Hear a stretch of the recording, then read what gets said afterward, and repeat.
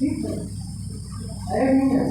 अब दूसरा वाला भी एक्सेप्ट किया है, दूसरा वाला क्या किया, आप टेस्ट कराए, लेकिन बचा है कितना, ये भी दूसरा ही बचा है, कितना बचा है। ठीक है, तो ऑर्गेनिक केमिस्ट्री में सबसे पहले जो देखते हैं, अगर देखो ऑर्गेनिक केमिस्ट्री का मतलब क्या होता है, ऐसे कंपाउंड जिसमें ना कार्बन प्रेजेंट हो, ठीक है ना, इसको बोल सकते हो क्या,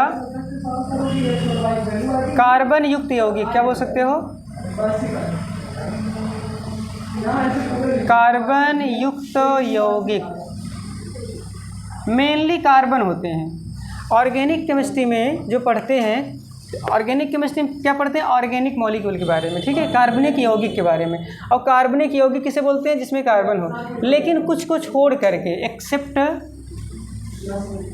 किसको छोड़ करके, जैसे कभी पढ़ते हो ना कार्बोनेट, कार्बन डाइऑक्साइड, अब जैसे कभी ना कार्बन डाइऑक्साइड की बात करो, इसको छोड़ करके, ये ऑर्गेनिक कंपाउंड है, इसका ऑर्गेनिक कंपाउंड में नहीं आता, ठीक है। और जैसे होते हैं कुछ कार्बोनेट होते हैं, सोडियम कार्बोनेट, Na2CO3, और कुछ बाई कार्बोनेट होते हैं ना, तो ये सब नहीं आते हैं, ठीक है ना, इनको छोड़ करके। और कभी जैसे एक कंपाउंड ये भी होता है, पढ़े होंगे NaCN ना, सोडियम साइनाइड, तो ये मतलब कुछ इसमें देखो कार्बन है, ये कार्बन है, ये कार्बन है, ये कार्बन है, ठीक है, इसमें कार्बन है, लेकिन ये जो है ऑर्गेनिक कंपाउंड में नहीं आता। ऑर्गेनिक कंपाउंड में कार्बन युक्त जो यौगिक होते हैं, उसमें कार्बन की ना चेन होनी चाहिए, उसमें मेन जो स्ट्रक्चर होता है, जो स्केलेटल मतलब जो ढांचा तैयार करता है, वो मेन कौन होता है, कार्बन। कार्बनिक यौगिक में हाई स्कूल पढ़े होंगे, जैसे मेथेन, एथेन, प्रोपेन, ब्यूटेन ना, वो सब क्या होते हैं, कार्बनिक यौगिक होते हैं, ठीक है। अब कार्बनिक यौगिक में जो मेन तो कार्बनिक यौगिक जो होते हैं उन्हें क्या बोलते हैं, कार्बनिक यौगिक, क्या बोलते हैं, कार्बनिक यौगिक। कार्बन युक्त यौगिक क्या कहलाते हैं, कार्बनिक यौगिक।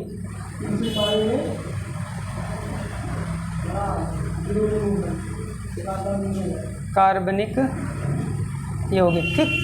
कार्बनिक यौगिक जो होते हैं, इसमें जो सबसे बड़ी ब्रांच है उसको बोलते हैं हाइड्रोकार्बन। क्या कहते हैं, हाइड्रोकार्बन। कार्बनिक यौगिक को पढ़ना है, सबसे पहले शुरुआत कहाँ से करते हैं हम, हाइड्रोकार्बन से। कहाँ से करते हैं, हाइड्रोकार्बन से, ठीक है। अब हाइड्रोकार्बन देखो नाम में ही है, हाइड्रो प्लस कार्बन, मतलब ये हाइड्रोजन और कार्बन से मिलकर बना होगा, ठीक। अब हाइड्रोजन कार्बन से जो मिलकर बना होगा, हाइड्रोकार्बन को हम मेनली जो है ना दो भागों में डिवाइड करते हैं, ठीक है। एक को बोलते हैं क्या, एलिफैटिक, क्या बोलते हैं, एलिफैटिक, और दूसरे क्या बोलते हैं, एरोमेटिक। क्या बोलते हैं दूसरे को, एरोमेटिक। एक एलिफैटिक होता है, एक एरोमेटिक होता है, ठीक। एलिफैटिक जो होते हैं इसको दो भागों में डिवाइड करते हैं। देखो एलिफैटिक पहले समझ लो क्या होते हैं। एलिफैटिक की कोई अपनी खुद की डिफिनीशन नहीं होती, परिभाषा। जो एरोमेटिक की होती है, मतलब एरोमेटिक की डिफिनीशन क्या होती है, एरोमेटिक शब्द ना आया है एरोमा शब्द से। किससे, एरोमा, ये नाम आया है एरोमा से। एरोमा क्या है, ये लैटिन वर्ड है, लैटिन या फिर ग्रीक वर्ड होगा, मुझे याद नहीं ध्यान से ठीक से, तो ये शायद लैटिन वर्ड है एरोमा। एरोमा का मतलब होता है विशेष प्रकार की स्मेल। क्या होती है, स्पेसिफिक स्मेल, विशेष प्रकार की स्मेल, ठीक है। और ये किन चीज़ों में पाया जाता है, ज़्यादातर जो ऑर्गेनिक मतलब देखो ऑर्गेनिक में, ऑर्गेनिक मतलब क्या होता है, ऑर्गेनिक मतलब होता है जैविक, मतलब जीवों से जो चीज़ें प्राप्त होती हैं उनको क्या बोलते हैं, कार्बनिक यौगिक, ठीक है ना। वो तो बाद में देखा गया कि इसमें कार्बन हाइड्रोजन होता है, लेकिन पहले जो नाम इसका आया है, क्योंकि देखो पढ़ते हो ना ऑर्गेनिज्म, क्या पढ़ते हो, ऑर्गेनिज्म। ऑर्गेनिज्म मतलब क्या होता है, जीव, तो उसी ऑर्गेनिज्म से ही बना है ऑर्गेनिक, ठीक है ना। तो एक प्रकार का ये जैविक होता है, जीवों में पाए जाने वाले जितने भी यौगिक होते हैं उन्हें हम क्या कहते हैं, कार्बनिक यौगिक कहते हैं, ऑर्गेनिक कंपाउंड कहते हैं। तो उसमें से जीवों में मतलब वो जीव क्या हो सकते हैं, एनिमल भी हो सकते हैं, प्लांट भी हो सकते हैं ना। अब देखो जो प्लांट होते हैं, हर एक प्लांट में ना विशेष प्रकार की स्मेल होती है।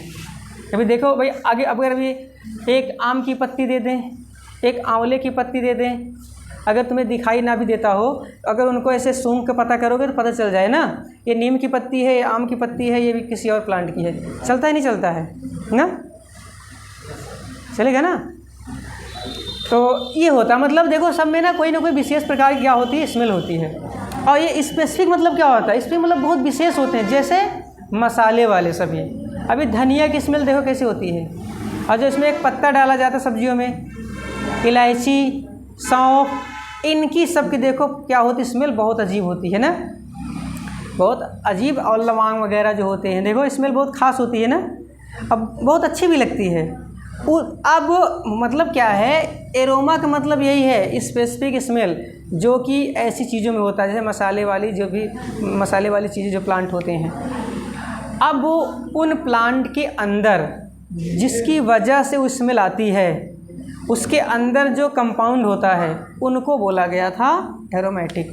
और उसमें एक कंपाउंड देखने को मिलता है, अगर कोई भी जिसमें विशेष स्मेल हो, अगर उसका मतलब कंपाउंड को अगर उसका स्ट्रक्चर बनाए, उसका फार्मूला लिखें, तो उसमें से एक चीज़ थी जो सब में कॉमन थी, वो क्या है, बेंजीन। क्या है इसका नाम जानते हो, क्या बोलते हैं इसको, बेंजीन। क्या बोलते हैं, पढ़े होंगे ना ये हाई स्कूल में सब लोग, इसे कहते हैं बेंजीन। इसको कई तरीके से लिख सकते हो, इसका फार्मूला होता है, इसको लिख सकते हो ऐसे C6H6, 6 कार्बन होते हैं, 6 हाइड्रोजन। ये सारे जो क्या है जॉइंट हैं, जो पॉइंट बन रहे हैं जहाँ पर, ये सब क्या होते हैं, कार्बन। और हाइड्रोजन हम तो वैसे यूज नहीं करते हैं, क्यों, अभी बताएंगे बाद में जब स्ट्रक्चर लिखना सिखाएंगे तब। हाइड्रोजन सब पर एक एक हाइड्रोजन, चाहो तो ऐसे दिखा सकते हो, ज़रूरत है नहीं, लेकिन समझने के लिए ऐसे दिखा सकते हो। ये रहा हाइड्रोजन, और ये जो जॉइंट है वो सब के सब क्या है, कार्बन है। ठीक है, तो ये है बेंजीन। तो सबसे पहली बार जिस कंपाउंड को एरोमेटिक बोला गया वो बेंजीन है। ठीक है ना, बेंजीन को क्या बोला गया कि ये बेंजीन जो है ये एरोमेटिक है। क्यों, क्योंकि जो विशेष देखो लैटिन भाषा में जो विशेष प्रकार की स्मेल होती थी, मतलब जिसकी स्मेल बहुत अजीब होती थी, उनको एरोमा कहते थे। ठीक, अब इन मसालों में भी क्या है, स्मेल बहुत अजीब होती है, और इसमें जो यौगिक देखा गया उस सब में बेंजीन प्रेजेंट था। ठीक है ना, तो बेंजीन प्रेजेंट था तो बोला गया ऐसे यौगिक का नाम क्या रख देते हैं, एरोमेटिक। तो बेंजीन जो होता है ये एरोमेटिक होता है, और जिस भी यौगिक के अंदर ये बेंजीन होगा वो भी क्या कहलाएगा, एरोमेटिक। ठीक है ना, समझ आया नहीं आया,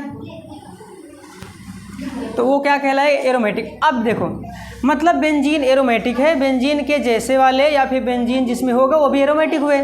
इनको छोड़ करके जो बचता है वो है एलिफैटिक, मतलब जिसमें एरोमेटिसिटी नहीं होगी, जिसमें बेंजीन नहीं होगा या बेंजीन के जैसे एरोमेटिक जिसमें नहीं होंगे, वो क्या कहलाएंगे, क्या कहलाएंगे, एलिफैटिक। ठीक, समझ आया नहीं आया। अब ये जो होते हैं एलिफैटिक में हम क्या देखते हैं, 2 चीज़ें। ठीक है, एक होता है संतृप्त, इंग्लिश में लिखे ज़्यादा बेटर रहेगा, सैचुरेटेड। एक होता है सैचुरेटेड हाइड्रोकार्बन। ठीक है ना, ये सब हाइड्रोकार्बन लगे रहेंगे। ठीक है, एरोमेटिक हाइड्रोकार्बन या यौगिक बोल सकते हो, ये सैचुरेटेड हाइड्रोकार्बन। और एक होते हैं क्या, अनसैचुरेटेड, मतलब असंतृप्त। क्या होते हैं, असंतृप्त या अनसैचुरेटेड। ठीक, सैचुरेटेड के अंदर हम पढ़ते हैं जो सबसे बड़ी मेन ब्रांच है उसे हम बोलते हैं क्या, एल्केन। क्या कहते हैं, एल्केन। सैचुरेटेड का मतलब जिसमें केवल सिंगल बॉन्ड हो। ठीक है ना, सिग्मा बंध वाले, ओनली सिग्मा बंध वाले, बहुत तरीके हैं बोलने के, जिसमें केवल सिंगल बॉन्ड हो, केवल सिंगल बॉन्ड हो, वो सैचुरेट होते हैं, और वो क्या होते हैं, एल्केन। एल्केन की एल्केन भी आते हैं, एक और आता है साइक्लो एल्केन भी आता है इसमें।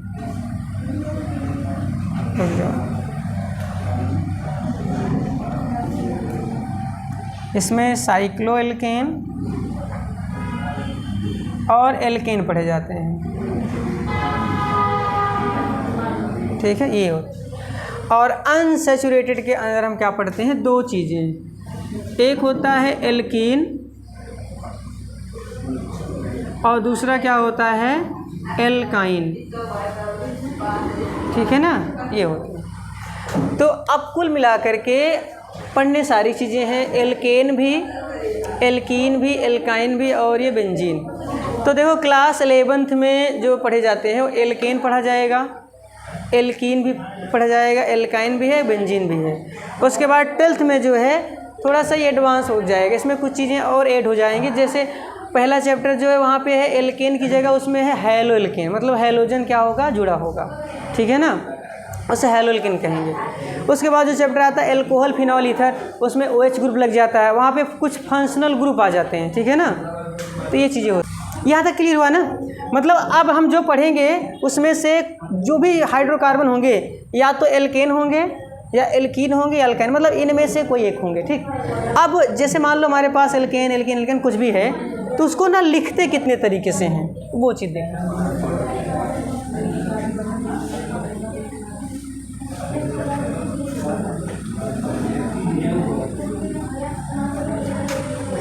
जैसे मान लो जैसे है रिप्रेजेंटेशन, हेडिंग क्या होगी,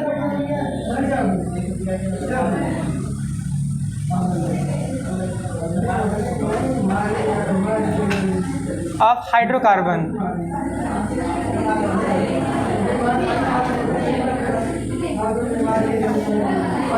रिप्रेजेंटेशन ऑफ हाइड्रोकार्बन। जैसे मान लो कोई हाइड्रोकार्बन है, उसको हम कितने तरीके से रिप्रेजेंट करते हैं, ठीक।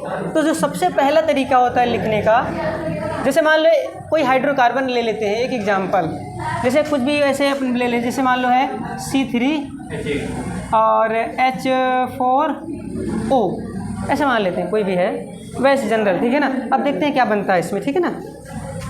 अब हो सकता है कोई यौगिक बने या ना बने, तो बाद में देखेंगे। तो मान लो ये यौगिक है, ठीक, ऐसे। तो अब कितने तरीके होते हैं, तो पहला जो तरीका होता है, पहले को बोलते हैं मॉलिक्यूलर फार्मूला। क्या बोलते हैं, मॉलिक्यूलर फार्मूला, अणुसूत्र कहते हैं। पहले क्या बोलते हैं, अणुसूत्र, या इसको कंडेंस्ड फॉर्म बोलते हैं। क्या बोलते हैं, कंडेंस्ड फॉर्म कहते हैं, ठीक इसको। तो ये मॉलिक्यूलर फार्मूला है। अगर ऐसे लिख दिए C3H4O, ठीक, तो ये मॉलिक्यूलर फार्मूला कहलाएगा, ठीक है ना। समझ आया नहीं आया, चलो। उसके बाद दूसरा, उसके बाद होता है क्या, ओपन चेन फार्मूला। क्या होता है, open chain formula, open chain, इसे बोलते हैं खुली श्रृंखला वाले, ठीक है ना। ओपन चेन में क्या होता है, हम कार्बन को ओपन कर देते हैं। क्या करते हैं, कार्बन को। इसमें कार्बन कितने दिख रहे हैं, 3, तो इसको ऐसे लिख सकते हो C, ठीक। अब इसको पूरा रख के इसमें सेट करना है। अब देखो हाइड्रोजन कितने हमारे पास हैं, 4 हैं। तो अब ऐसे भी कर सकते हैं कि यहाँ रख दे 3 हाइड्रोजन, तो यहाँ पर तो फिर फिट नहीं होगा ना। हाइड्रोजन मुझे लगता है इसमें कुछ कम है, तो इसको ऐसे कर देते हैं, यहाँ पे लगा देते हैं या ऑक्सीजन, तब भी नहीं बन रहा है ना। तो इसमें देखो थोड़ा सा चेंजेस कर रहे हैं, ठीक है, क्योंकि बैलेंस हो नहीं रहा है, इसलिए यहाँ पे हम क्या कर रहे हैं, 6 कर दे रहे हैं, ठीक, ताकि आसान हो जाए। यहाँ पे क्या कर दे रहे हैं, 6 कर दे रहे हैं। अब यहाँ हम 6 करेंगे तो हाइड्रोजन जो है 3 यहाँ लगा दो और 3 यहाँ लगा दो, ऐसे कर सकते हो, नहीं बन गया ना। अब एक चीज़ और ध्यान देना है इसमें, क्या ध्यान देना है कि अगर कहीं पे कार्बन है, यहाँ पे लिख देते हैं एटम, ठीक है, क्या लिख देते हैं, एटम, और यहाँ पे लिख देते हैं बॉन्ड, मतलब कितने बॉन्ड बनाता है कार्बन। हमेशा कितने बॉन्ड बनाएगा, 4, चाहे वो 4 सिंगल सिंगल, चाहे फिर 1 डबल 2 सिंगल, या फिर 1 ट्रिपल 1 सिंगल, ठीक है, 4 बनाएगा कार्बन। ऑक्सीजन जो है हमेशा कितने बॉन्ड बनाएगा, 2 बनाएगा, सिंगल बना सकता है, डबल बना सकता है। नाइट्रोजन जो है वो 3 बॉन्ड बनाता है हमेशा, ठीक, सिंगल बना सकता है, डबल बना सकता है, ट्रिपल बना सकता है। और हाइड्रोजन जो है वो क्या बनाएगा, हाइड्रोजन और हैलोजन, कौन, हाइड्रोजन और हैलोजन, वो है हमेशा सिंगल बॉन्ड बनाते हैं। ये मेन है जो ज़्यादातर हाइड्रोकार्बन में पढ़े जाते हैं, ठीक। इसके अलावा चीज़ें ज़्यादा यूज नहीं होती हैं, अभी तक पढ़ोगे अभी तो यही मिलेगा, कार्बन, ऑक्सीजन, नाइट्रोजन, हाइड्रोजन और हैलोजन। देखो नाम भले इसका हाइड्रोकार्बन है, तो हाइड्रोकार्बन में हाइड्रोजन कार्बन के अलावा ये चीज़ें हो सकती हैं, जैसे कि कौन, ऑक्सीजन हो सकता है, नाइट्रोजन और हैलोजन। एक्स मतलब क्या होता है, हैलोजन, मतलब फ्लोरीन, क्लोरीन, ब्रोमीन, आयोडीन, मतलब फ्लोराइड, क्लोराइड, ब्रोमाइड, आयोडाइड, ठीक, उसको हैलोजन कहते हैं। यक्स का मतलब यही है, ठीक है ना। तो यहाँ यक्स का मतलब ये हुआ क्या, यफ लगा, यहाँ पे यफ रख सकते हो, Cl रख सकते हो, Br रख सकते हो, और क्या रख सकते हो, I, इनमें से कोई भी रख सकते हो, ठीक। तो ऐसे बन सकता है ये, लेकिन इसके अलावा भी एक और बना सकते हैं, ठीक है। मॉलिक्यूलर फार्मूला यही रहेगा। इसका एक और बनेगा, उसे हम क्या बोलेंगे, उसको मतलब उस एक तरीका और क्या लिखने का है। जैसे ऐसे सी कितने बनाए थे, 3 ना, तो यहाँ पे जो O था, यहाँ डबल बॉन्ड O है ना, यहाँ पे मैं सिंगल बॉन्ड O लगा दे रहा हूँ ऐसे, ठीक, ऐसे कर दिए। अब देखो O कितने ऑप्शन कितने बंद बनाता है, ये 2, एक बंद बना है, एक अभी बाकी है, वहाँ पे क्या रख दो, हाइड्रोजन। अब बताओ कार्बन के कितने बंद हैं, यहाँ 3, तो यहाँ पे कितने हाइड्रोजन होने चाहिए, 2 ना, तो यहाँ पे कर दे रहा हूँ 2 हाइड्रोजन, और यहाँ पर भी क्या कर दे रहा हूँ 2 हाइड्रोजन। यहाँ पे कितने हो जाएंगे, 3, क्योंकि कार्बन 4 बंद बनाता है, 3 ये, एक यहाँ, एक इसके साथ जुड़ा होगा, वो 4 हो जाएगा, 2 यहाँ, एक इसके साथ, ये क्या हो जाएगा, 4 हो जाएगा, 2 यहाँ और 2 यहाँ, 4 हो जाएगा, ठीक। समझ आ रही नहीं है? मतलब अगर हम, जैसे अगर कोई कह दे कि इसका नाम बताइए, ये है क्या, तो इसको ऐसे देख के नहीं बता सकते क्या चीज़ है। क्यों? क्योंकि जब इसको बनाओगे तो इसके जैसे देखो 2 बनने वाले हैं, दिख रहे हैं, नहीं दिख रहे हैं, बोलो, 2 दिख रही हैं ना। अब ये दोनों चीज़ें अलग हैं, इसको बोल, ये एक कीटोन, एक किस प्रजाति का है, कीटोन, किस प्रजाति का है ये, कीटोन, और ये एल्कोहल प्रजाति का है, किसका है ये, एल्कोहल। समझ नहीं आया? ये एल्कोहल जाति का है, ये कीटोन जाति का है। जातियाँ दोनों की अलग हैं, लेकिन दोनों का फार्मूला सेम है, ठीक है ना। तो सबसे पहले मॉलिक्यूलर फार्मूला आया था, लेकिन ये फार्मूला एक्यूरेट नहीं होता। इसको देखकर ये नहीं बता सकते कि कौन सा यौगिक हो सकता है वो, किस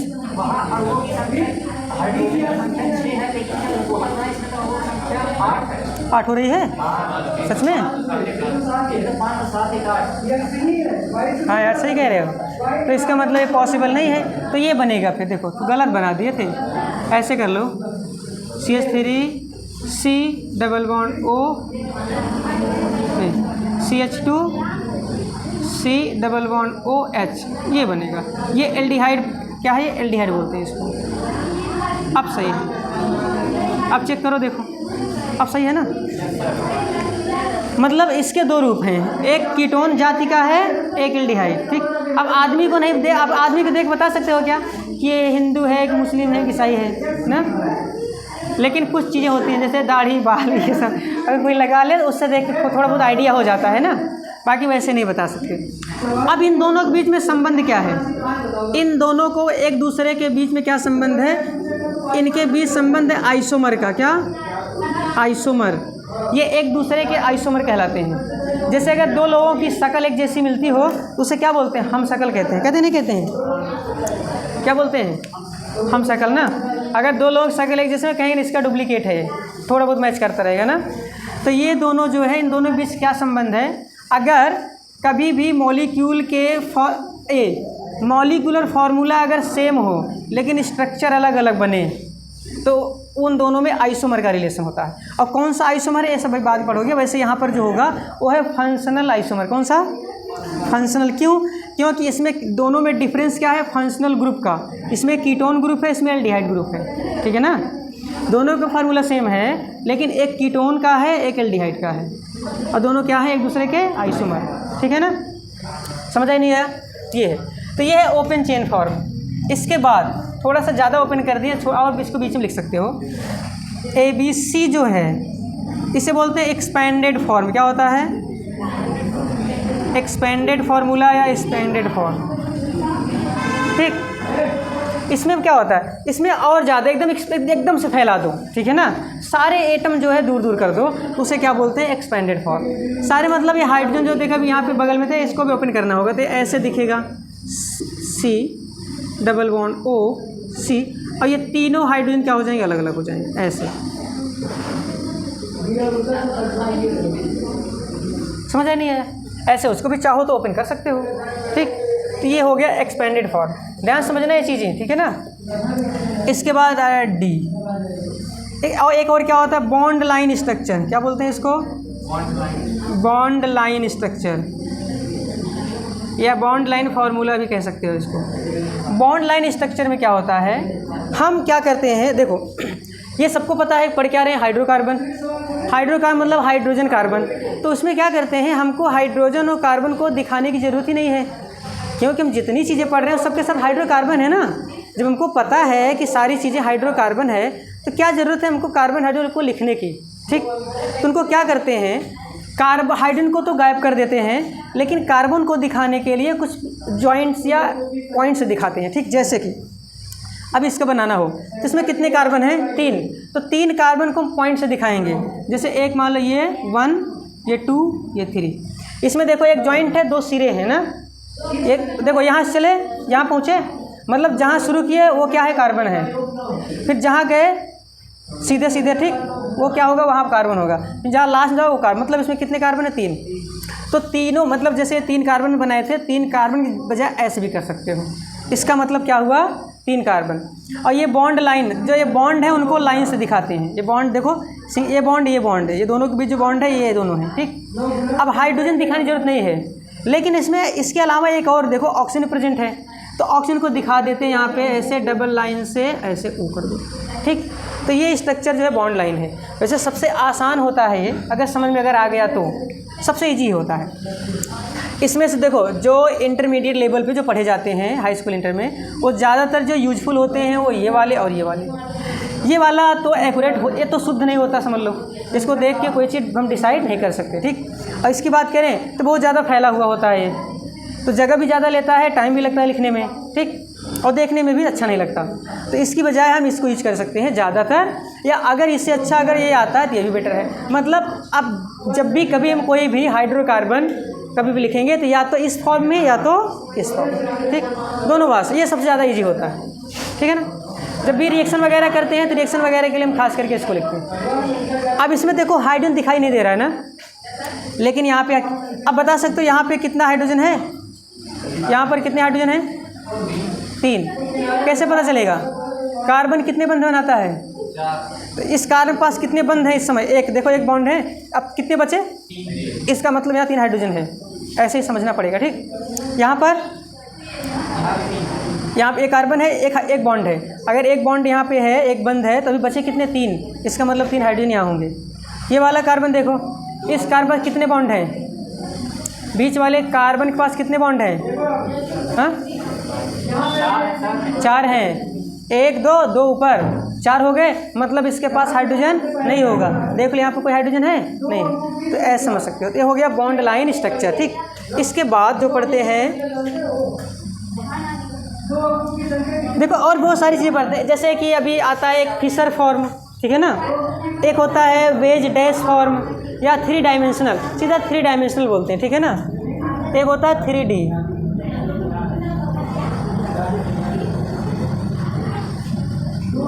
वैसे ये वाला 2D स्ट्रक्चर होता है। ठीक, अब 3D में क्या होता है, उसमें रियल मॉलिक्यूल को शो करते हैं। रियल मॉलिक्यूल देखो कैसे अभी बता रहे हैं, अभी एक मॉलिक्यूल निकालेंगे बताएंगे, कहीं पे रखा हुआ है इसमें, देखो ये होता है 3D। अब 3D स्ट्रक्चर कैसे होता है, 3D स्ट्रक्चर में अभी जैसे ये है, तो यहाँ पे ये इसको ऐसे इस रूप में लिखना पड़ेगा हमें। ठीक, तो 3D स्ट्रक्चर में ऐसे दिखेगा, ये C, ये डबल बॉन्ड O, यहाँ पे एक कार्बन, यहाँ पे एक कार्बन, ये तीनों तो प्लेन में होंगे, लेकिन अब यहाँ पे हाइड्रोजन प्लेन में नहीं होगा। एक हाइड्रोजन ऐसे लगेगा, एक ऐसे होगा बिलो द प्लेन, और एक होगा ऐसे एबव द प्लेन। ठीक, यहाँ पर भी एक प्लेन में होगा, एक होगा बिलो द प्लेन, और एक होगा कहाँ पर, एबव द प्लेन। ये है 3 डायमेंशनल स्ट्रक्चर। ठीक है ना, इसी को फिशर फॉर्म में, तो ये अभी कुछ स्ट्रक्चर अभी बचे हैं। ठीक है, वो सब पढ़ोगे कहाँ पर, 12th में जब पढ़ोगे बायोमोलिक्यूल्स। ठीक है, जब ग्लूकोज फ्रक्टोज वगैरह पढ़ते हैं तो वहाँ पे 1-2 स्ट्रक्चर और एक्स्ट्रा बढ़ते हैं। ठीक है, वो सब चीज़ें वहाँ बताएं। अभी के लिए बस केवल 2-3 चीज़ याद रखो, एक ये। इसकी जब पढ़ती है हेलोएल्केन में, जब SN1 SN2 रिएक्शन पढ़ते हैं तो वहाँ पर इसका जिक्र थोड़ा बहुत है। ठीक है ना, वहाँ पढ़ते हैं। अब ये अगर समझ में नहीं आता, इसको ऐसे मॉलिक्यूल समझ सकते हो। देखो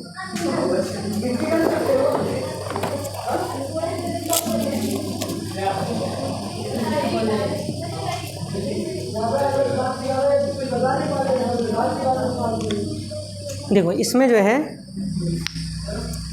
ये कार्बन है ब्लैक वाला, ये ब्लैक कार्बन का होता है। ऑक्सीजन ये वाला है रेड। अब हाइड्रोजन लेना है, हाइड्रोजन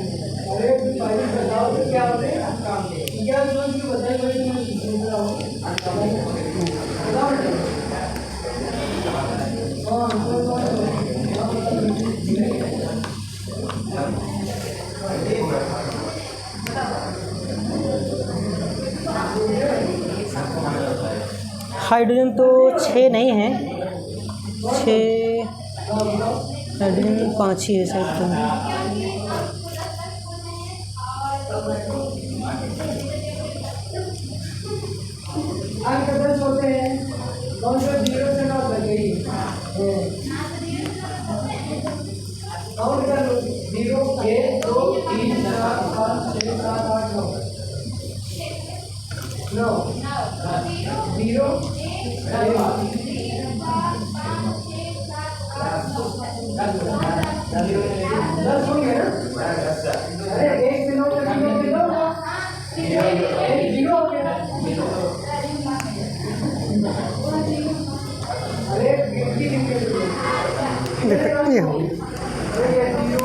देखो ये एक कम है भी यार इसमें,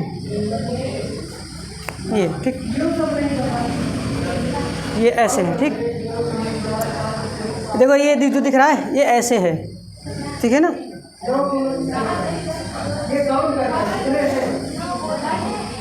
ये दिख रहा है ऐसे, ऐसे दिख रहा है ना। तो अभी देखो कि इसमें ना प्लेन में कौन कौन है। देखो जो लाइन जो है ये मोटी वाली है और ये डॉटेड में दिखाया गया है, वो सब ना प्लेन में नहीं है।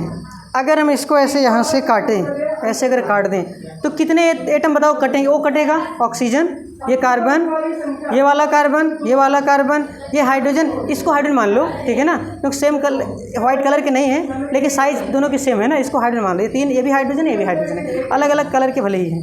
तो अगर इसको काटेंगे तो देखो ये सब प्लेन में आ रहे हैं, एक लाइन से कट रहे हैं, है कि नहीं। अब लेकिन ये वाला देखो, ये प्लेन में ये कटेगा नहीं ना, तो ऐसे अगर काटेंगे तो देखो ये बाहर चला जाएगा, है कि नहीं। ये देखो क्या हुआ, बाहर निकला हुआ है, ये बाहर निकला हुआ है। तो जो बाहर निकला हुआ उसको मैं इस लाइन से दिखाते हैं ऐसे, ठीक है ना, समझ नहीं आया। तो ये जो मोटी लाइन से लिखी, इसका मतलब है ये प्लेन में नहीं है। ये मतलब जो बोर्ड है, बोर्ड के प्लेन में नहीं, ये बोर्ड के बाहर ऐसे निकला हुआ है। जैसे कि देखो अगर यहाँ प्लेन मान लें ऐसे बोर्ड है, तो ये देखो बोर्ड के बाहर निकला हुआ है। और ये जो दो हैं ये बोर्ड कहाँ जा रहे होंगे, पीछे जा रहे होंगे, जा रहे नहीं जा रहे हैं, देखो ये ना। तो ये है बिलो द, ये डॉटेड लाइन से दिखाए जाते हैं। अगर कभी ऐसा कहीं दिखता है डॉटेड लाइन से, इसका मतलब वो प्लेन के कहाँ है, पीछे है। ऐसी लाइन वाले कहाँ होते हैं, प्लेन के आगे होते हैं। समझ नहीं आया। तो ये क्या है, ये 3D मॉडल है, ठीक है ना। ये कौन सा मॉडल होता है, 3D मॉडल। इसको क्या बोलते हैं, वेज डैश फार्मूला। क्या बोलते हैं, वेज। ये है वेज बताता है, ये डैश बताता है, ठीक है। इसीलिए इसको क्या बोलते हैं, वेज डैश फार्मूला। इसी को बाद में फिर फिशर फार्मूले में कन्वर्ट कर देते हैं, ठीक। तो ये होते हैं इतने टाइप के स्ट्रक्चर। यहाँ तक क्लियर हुआ, इसको नोट करो।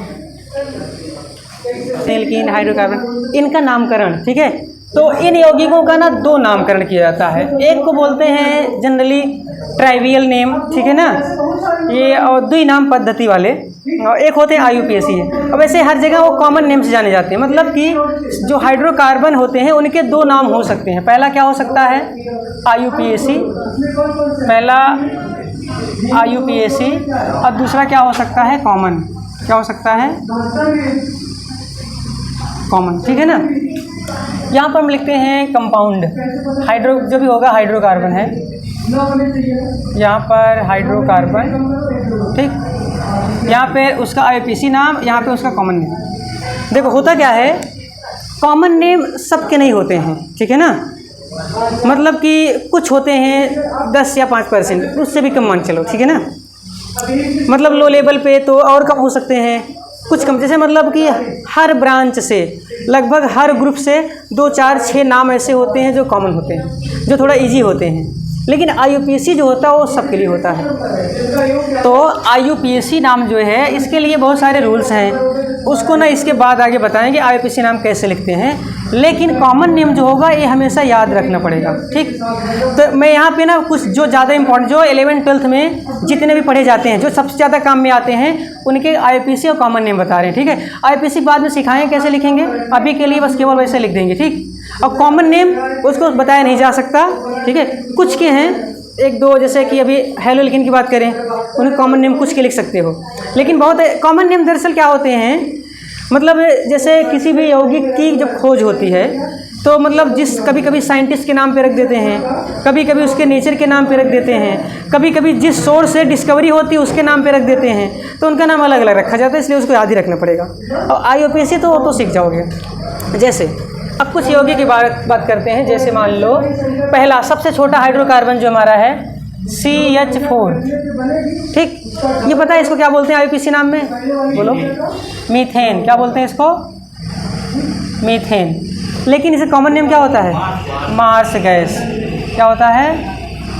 Marsh gas. ऐसा क्यों? देखो इसका नाम क्यों पड़ा? क्योंकि ये सबसे पहले कहाँ पे बनी थी? ये कीचड़ में। ये जब पानी जो होता है जब गड्ढे में इकट्ठा होता है, कुछ समय बाद जब वो कीचड़ में बदलता है, तो ये धीरे धीरे ये गैस क्या होती है? ये कीचड़ में बनना स्टार्ट होती है, ठीक है ना, मार्स गैस। उसके बाद अब जैसे ऐसे बहुत सारे हैं, तो याद करना पड़ेगा ऐसे एक करके। जैसे ये है, जिसके कॉमन नेम भी होते हैं CH3, और ये CH यहाँ पे रख दिए CH3 यहाँ, जैसे ये है, ठीक। इसका IUPAC नाम बताओ। IUPAC नाम हाई स्कूल लेवल पे इतना पढ़े होगे ना, ये सब तो सीखे थे। अगर इसका IUPAC नाम लिखोगे क्या होगा? हाँ, क्या होगा? 2-मेथिल प्रोपेन। क्या होता है? 2-मेथिल प्रोपेन। कॉमन नेम जो होता है इसका, कॉमन नेम नहीं पता होगा, बता सकते हो? नहीं, इसको बोलते हैं आइसोब्यूटेन। क्या बोलते हैं? आइसोब्यूटेन। ये पता आइसो कब लगता है? जब कभी ऐसा कहीं दिखे एक कार्बन पे सबसे लास्ट जो सबसे किनारे वाला कार्बन होता है, अगर उस पे ऐसे 2 कार्बन एक साथ जुड़े हों, ठीक, तब उसको क्या कहते हैं? आइसो के नाम से रखते हैं, ठीक है ना। समझ आया नहीं आया? बोलो। तो इसे क्या बोलते हैं? आइसोब्यूटेन बोलते हैं, ठीक। उसके बाद एक ये इस टाइप का मिलेगा CH3। चलो, इसका IUPAC नाम बता सकते हो? 2-2 डाईमेथिल ना, 2-2 डाईमेथिल, और इसका नाम क्या है? प्रोपेन, ठीक। 2-2 डाईमेथिल प्रोपेन। कॉमन नेम क्या होता है इसका? नियोपेंटेन। क्या होता है? नियोपेंटेन। देखो ये सब इसलिए देखो ये सारा इसलिए लिखवा दे रहे हैं एक बार, क्योंकि आगे पढ़ोगे तो बार बार मिलेंगे, तो वहाँ पे कॉमन, क्योंकि बहुत सारे ऐसे जो कॉमन नेम से पूछे जाते हैं हमेशा, तो ये चीज़ पता होना चाहिए, इसलिए सारा एक ही जगह लिखवा देंगे, ठीक। ये हो गया नियोपेंटेन। उसके बाद आ जाते हैं हेलोल्केन में, जो 11th में पहला चैप्टर है, वहाँ पे जैसे ये है CH3Cl। इसका नाम बता सकते हो IUPAC? Chloro methane. और इसका कॉमन नेम क्या होगा? Methyl chloride. क्या होगा? मेथिल या मेथाइल क्लोराइड, ठीक। ऐसे तो ऐसे हेलोल्केन के तो नाम ऐसे लिख सकते हो ढेर सारे। इसके बाद जो ज़्यादा फेमस है ये है CHCl3। इसका नाम बता सकते हो? कॉमन नेम, IUPAC नेम बताओ। कितने Cl है? 3। तो क्या लिखोगे? ट्राईक्लोरो। क्या? ट्राईक्लोरो मीथेन, ठीक। इसके आगे चाहो तो लगा सकते हो 1-1-1 जल्दी यूज वैसे करना चाहे यूज, मतलब लिख भी सकते हो, नहीं भी लिख सकते हो, ठीक है। लिखना हो लिख सकते हो, क्योंकि देखो तीनों जो Cl है एक ही कार्बन से जुड़े हैं, तो लिख सकते हो 1,1,1।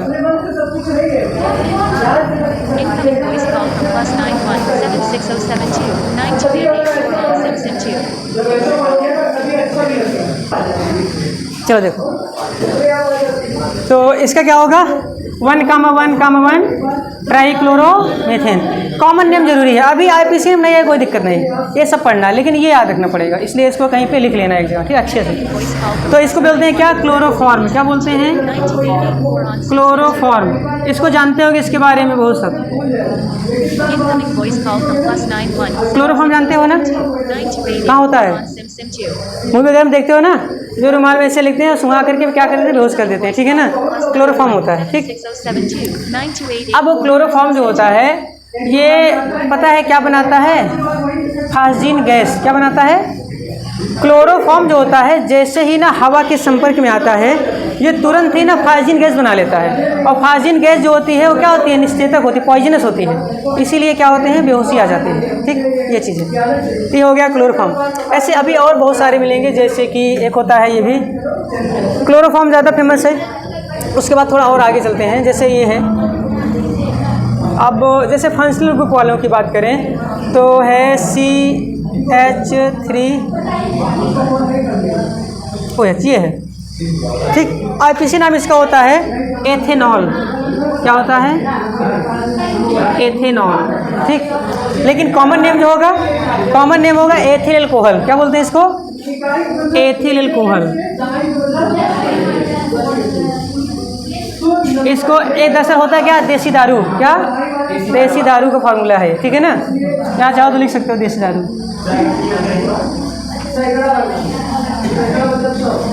देसी दारू मतलब प्योर। ठीक है, जो प्योर होती है वो वाली। ऐसे अभी और ऐसे होते हैं, जैसे कि है एक होता HCHO, फॉर्मल्डिहाइड। क्या, वैसे इसका आईपीसी नाम होता है मिथेनल। क्या होता है, मिथेनल। लेकिन और किस नाम जानते हैं इसको, फॉर्मल्डिहाइड। क्या बोलते हैं इसको, फॉर्मल्डिहाइड। ये सब याद रखने पड़ेंगे। ठीक है ना, चलो इसको नोट करो तो आगे बताएं। इसको नोट करो।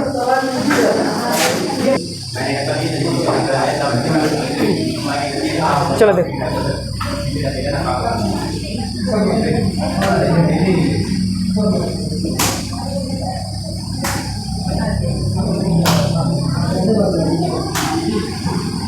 देखो फॉर्मल्डिहाइड हो गया था। उसके बाद ये है CH3, इसका आईपीसी नाम होता है एथे। इसमें इसका क्या लिखे थे, कॉमन नेम मेथेनल, एथेनल। इसको बोलते हैं एसिटल्डिहाइड, एसिटल्डिहाइड। ठीक है ना, शायद यहाँ ई रहता है क्या, एसिटल्डिहाइड। ठीक, उसके बाद आता है HCOOH। ठीक, ये है क्या, आईपीसी नाम इसका होता है मेथेनोइक एसिड, मेथेनोइक एसिड। लेकिन कॉमन नेम बोलते हैं इसका फॉर्मिक एसिड। यह है फॉर्मिक एसिड। उसके बाद है CH3COOH, इसको बोलते हैं आईपीसी नाम में एथेनोइक एसिड। और इसका जो होता है कॉमन नेम वो होगा एसिटिक एसिड, या इसको क्या बोलते हैं, सिरका। सिरके में पाई जाती है। ठीक है, यहाँ तक हो गई चीज़ें। अब और क्या होते हैं, जैसे कि ये हो गए एल्डिहाइड वाले, एसिड वाले, अल्कोहल वाले। कीटोन में एक कर लो, जब ये वहाँ पे एक एग्जांपल लिए थे स्ट्रक्चर बनाते समय, ये वाला आईपीसी नाम इसका होता है propane two own, propane two own. Common name में लेकिन बोलते हैं इसको एसीटोन, एसीटोन। इसको लिखते चलो। ठीक है, उसके बाद जो है ये हो गया कीटोन का। कीटोन के बाद एल्डिहाइड कीटोन, उसके बाद आते हैं एसिड हो गया, एल्डिहाइड हो गया, कीटोन, एसिड। एसिड हैलाइड वाले होते हैं, जैसे CH3COCl, इसको बोलते हैं आईपीसी नाम में क्या, एथेनोइल क्लोराइड। और वैसे क्या बोलते हैं इसको, एसिटिल क्लोराइड, एसिटिल क्लोराइड।